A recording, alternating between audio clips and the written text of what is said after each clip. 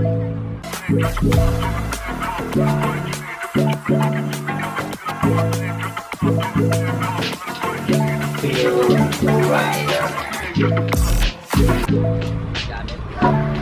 guys, welcome back to my ride.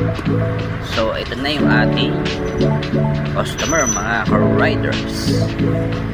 Ito nga pala, nasa Dinulupian, Bataan ako to Candaba ang biyahe natin.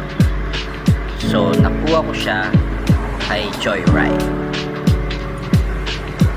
So ayan mga riders, marami yung mga gamit ni Madam. So pupunta pa tayo sa kanyang apartment, sa kanyang boarding house, I mean. Ayan, hindi na sumabay si Madam.